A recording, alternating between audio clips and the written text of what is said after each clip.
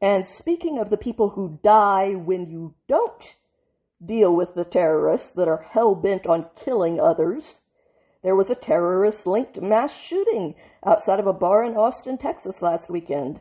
The first victim in that shooting was identified this week as being 19-year-old Ryder Harrington, a student at Texas Tech. His brother Reed Harrington memorialized Ryder as being the best of them, while thanking supporters on behalf of the entire family for their expressions of sympathy. The fraternity that young Ryder had pledged also released a statement that read, "His character and genuine spirit made our chapter stronger and our friendships deeper. The energy he carried, the joy he spread, and the way he made everyone feel welcome are things we will never forget. He made the world around him better simply by being in it." The House Speaker of Texas, Dustin Burrows, said that this loss hit close to home, noting that Ryder was the brother-in-law of one of our own, and our hearts are aching alongside his loved ones. From all accounts, Ryder was exactly the kind of young man who made a difference without even trying. Full of life, loyal to his friends, proud to be a Red Raider and a Texan, and someone who showed up for the people around him. Young Ryder and Sabatha Shan were both killed in this attack early last Sunday morning after 53-year-old Ndanga Diagne, the Senegalese immigrant and naturalized U.S. citizen, what a mistake, opened fire at 2 in the morning outside of Buford's, a popular bar in downtown Austin. As he took the lives of others, he was wearing a sweatshirt that read, quote, "Property of Allah." As he took the lives of Americans, our neighbors, to whom we have responsibilities, and ones that do supersede our obligations to the people of other countries, especially hostile people from other countries that are dangerous religious fanatics to boot. I hate to point out the obvious here, but while it is a good thing to help any child in this world, you actually still do have an even bigger responsibility to your own child than you do to someone else's. If you are neglecting your own child, then even if you send a check to someone else's child via a charity, you are failing in what is most important. You have a responsibility to your family that is greater than your responsibility to people that you don't even know. That doesn't mean that the responsibilities to the people that you don't know are non-existent, but it does mean that your responsibilities to the people that you do know are even greater and ultimately even more important. And if you are not meeting the responsibilities that you have to the important people in your actual life, then being concerned about strangers does not make up for that. And it does not mean that you are a good person. You have more responsibilities to your neighbors than you do to the citizens of another country.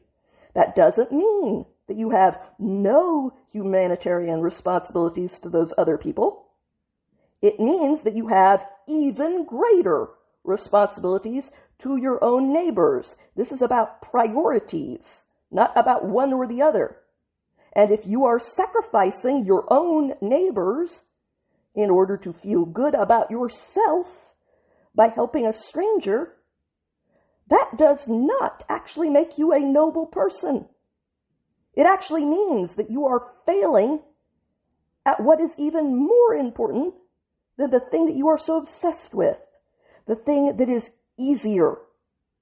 Like people at a distance always are. People up close are complicated and difficult and real. Translation: if your own house is broken, do not delude yourself into thinking that you are the philanthropist whose same methods will fix the world.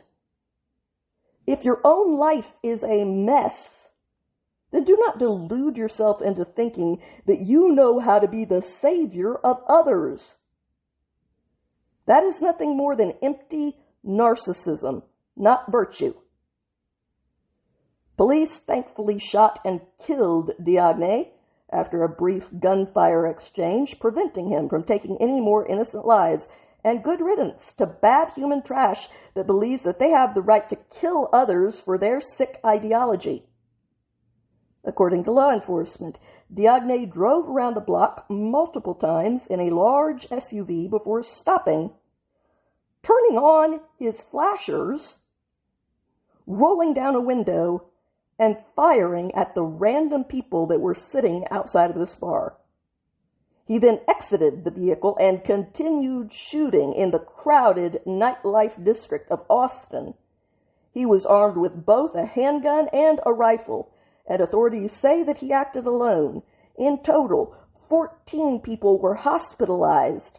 Several of them were in critical condition, one of which was expected to be taken off of life support in the near future. That's in addition to the 2 killed victims that I mentioned.